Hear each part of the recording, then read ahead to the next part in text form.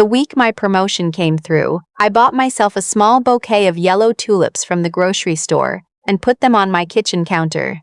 Nobody knew.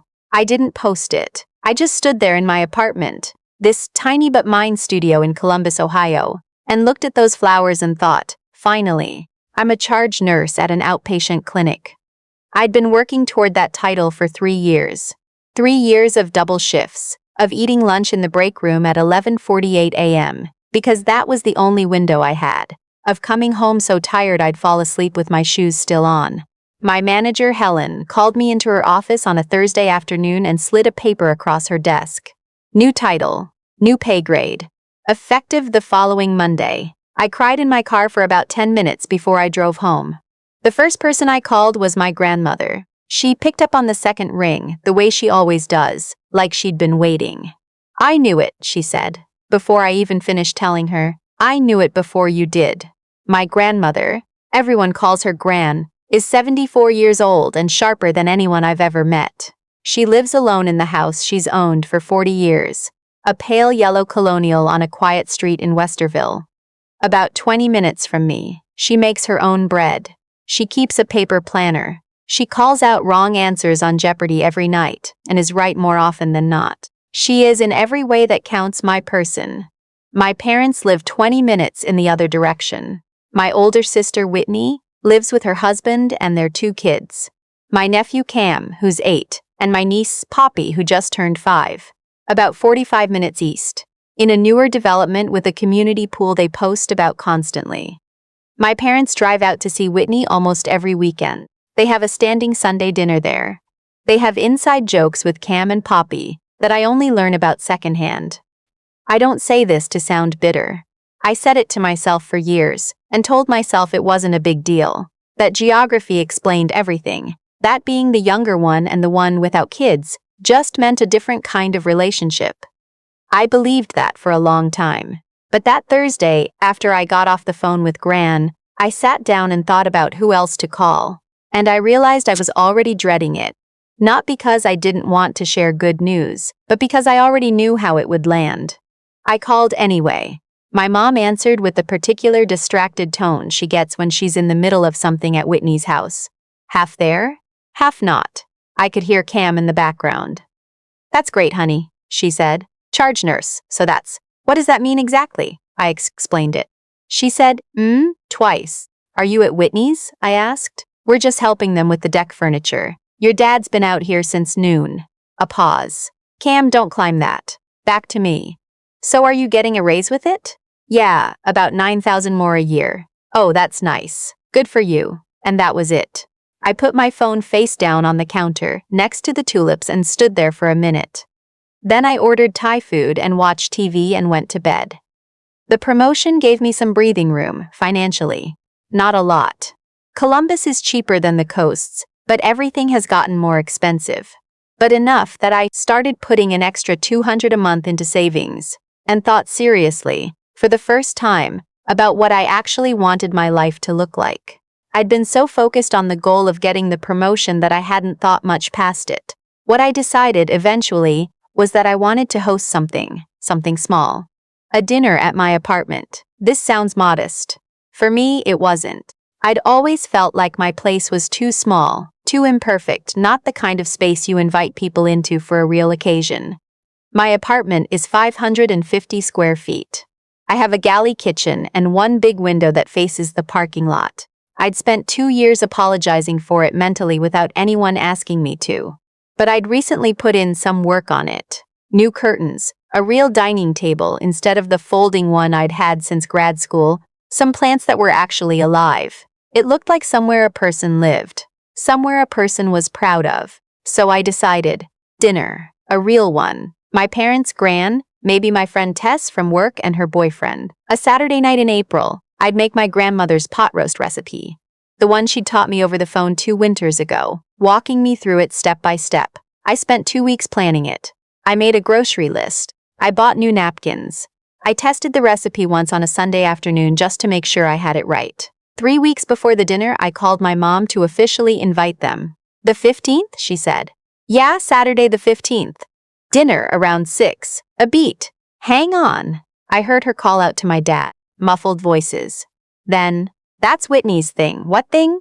She's doing a little get-together. For the deck now that it's finished. They want to do kind of I don't know, a little celebration dinner. I waited. We were already planning to go, my mom said. She mentioned it a while ago. Mom, I'm inviting you to my apartment for dinner. I've been planning this. I know, but we already said yes to Whitney. You didn't even know I was going to invite you. Well, we didn't know you were going to have a dinner. There was a quality to her voice that I've heard my whole life. Not unkind, exactly, but closed. A door that was already shut before the conversation started. Can't you do it a different weekend? She asked. I told her no. I'd already invited Gran, already coordinated with Tess. The 15th worked for everyone. Well, she said, I don't know what to tell you. We committed to Whitney. I said okay and got off the phone. I sat on my couch for a while, then I called Gran. They're going to Whitney's, I said. Gran was quiet for a moment. Then, are Tess and her boyfriend still coming? Yeah, then I'll bring the wine, she said. And I'm coming early to help. The day of the dinner, I woke up at 7 and started prepping by 8. I had the roast in by 10. By 2 in the afternoon, my apartment smelled incredible. Garlic, rosemary, red wine in the braise. And I had set the table and cleaned the bathroom and was feeling something I didn't expect to feel. Genuinely okay. Not performing okay. Actually okay. Gran arrived at 4 an hour earlier than she said, carrying a bottle of Burgundy and a small paper bag with 2 lemon bars she'd made that morning. She walked in and looked around slowly, the way she does when she's really seeing something. Baby, she said, this is a real home. I hugged her and didn't let go for a few seconds longer than normal. We sat at my kitchen counter while the roast finished and just talked. She told me about a book she was reading. About a woman in the neighborhood who'd put up a birdhouse that was attracting the wrong birds. And wouldn't hear any feedback about it. She asked me real questions about my job, not how's work, but what's the hardest part of the charge roll so far, do you think? She listened to the actual answer. Tess and her boyfriend Joel arrived at 6 with flowers and a bottle of Prosecco. We ate around 6:30. The roast was right. Tender, not dry. The vegetables soft and dark at the edges the way they're supposed to be.